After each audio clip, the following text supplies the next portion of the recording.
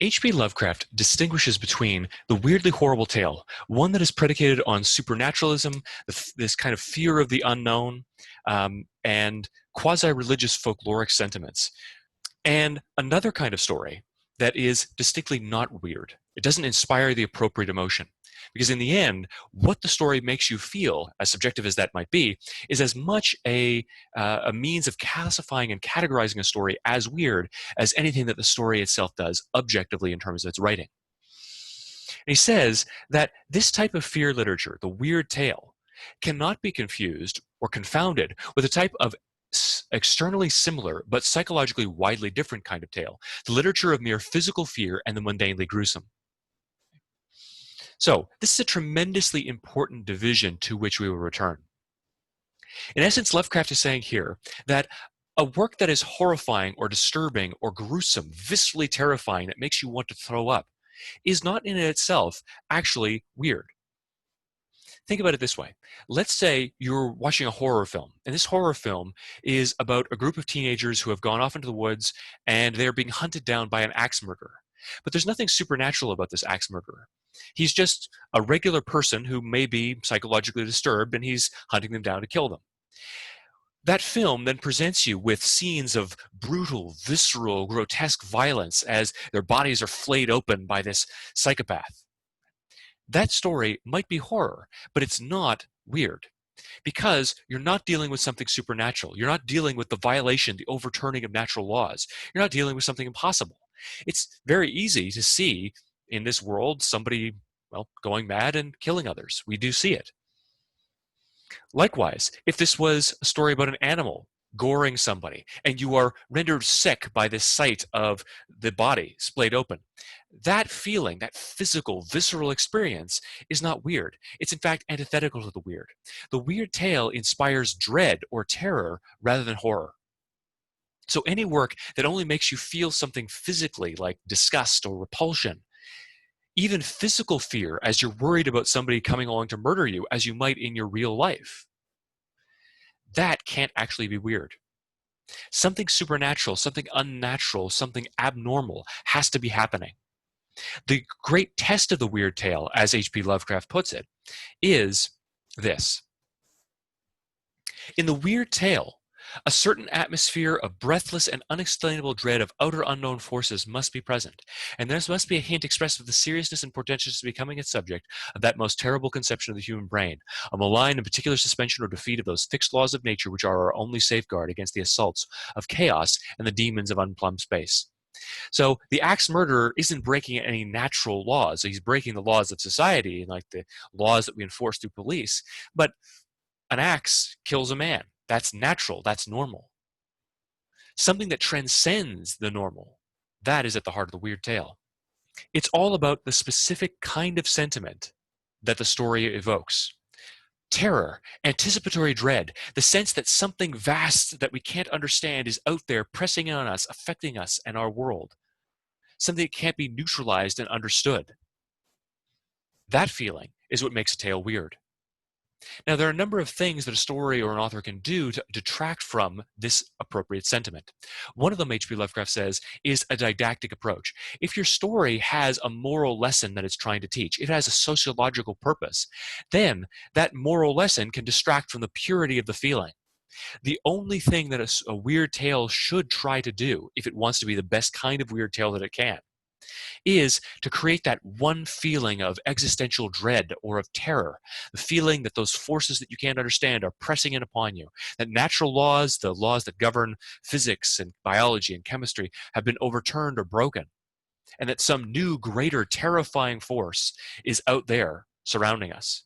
So H.P. Lovecraft says that the one test of the really weird is simply this: whether or not there be excited in the reader a profound sense of dread and of contact with unknown spheres and powers, a subtle attitude of awed listening, as if for the beating of black wings or the scratching of outside shapes and entities on the known universe's outermost rim. And of course, the more completely and unifiedly a story conveys this atmosphere, the better it is as a work of art in the given medium. Now, that's a complex way, essentially, of saying that a story of the weird genre, that the weird tale itself is based around the creation of a single feeling, this profound sense of dread. a contact with unknown spheres and powers and forces like ghosts and demons, and things that we just fundamentally can't understand beyond the human sphere. It's as if you're a child sitting in bed, looking out into the bleak darkness beyond. And you know, even though you can't see anything, that there's something out there. That feeling of terror, even though nothing has happened to you, the knowledge, that childish, instinctual knowledge that there's something out there and it's going to get you.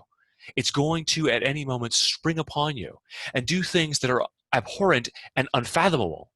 That is dread. That is terror. That, on a cultural level and on a personal level, is the nature of the weird tale. Because folklore is that child sitting in bed, terrified of the dark. Folklore, the beliefs about witches and ghosts and the like, is a reflection of that same sentiment.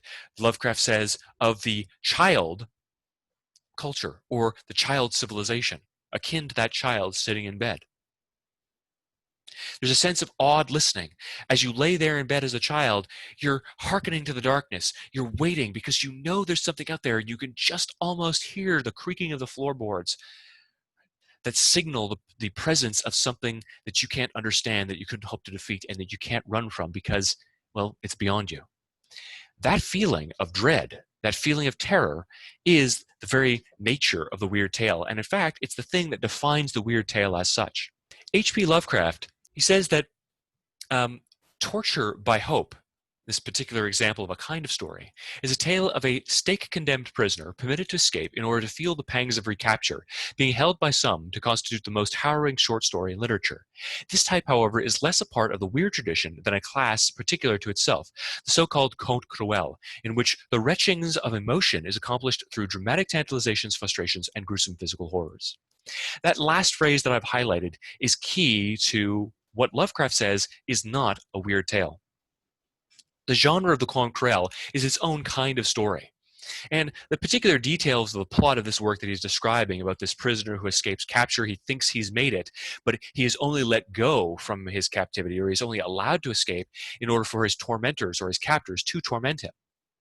This kind of story is based on the sense that fate is out to get you, that you're going to be destroyed by fate, and it's predicated on gruesome physical horrors. So you see his psychological torment, you see his physical torment, you see him running in fear and terror, but of purely human tormentors, not of something supernatural, not of something beyond the physical. So a story that deals only with that gruesome physical horror is not really weird. Lovecraft goes on to say, on the final page on Modern Masters, that atmosphere is the all-important thing. For the final criterion of authenticity is not the dovetailing of a plot, but the creation of a given sensation.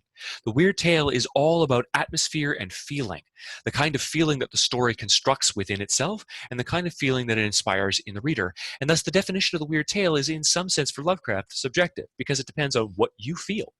Now, Lovecraft concludes in his section on the Modern Masters, paragraph 1 of that section, by saying that serious weird stories are either made realistically intense by close consistency and perfectly fidelity to nature, except in the one supernatural direction which the author allows himself, or else are cast altogether in the realm of fantasy, with atmosphere cunningly adapted to the visualization of a delicately exotic world of unreality beyond space and time, in which almost anything may happen, if it but happen in true accord with certain types of imaginations, an illusion normal to the sensitive human brain.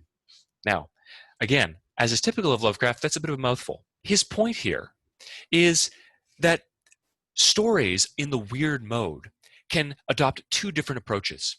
Either they can create this sense of verisimilitude or truthfulness. They can be realistic in almost every respect. They do so in order to create a counterpoint. It's like you're establishing this baseline to tell the reader this world in which everything is taking place, the world of this story, is realistic. It's just like the world that you live in. But then it deviates from that reality in one crucial respect, one critical way. And then suddenly, that one aberration, that one penetration of something supernatural, something horrifying, something unnatural, is all the more powerful and effective.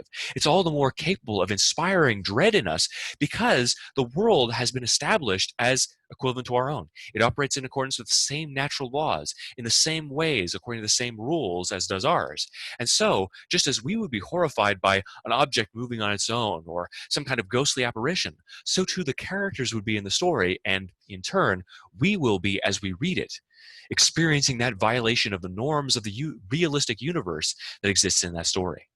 The other kind of weird setting, or the other kind of approach to creating a weird tale, is one in which the entire universe that is presented to us from beginning to end is wholly alien, wholly exotic.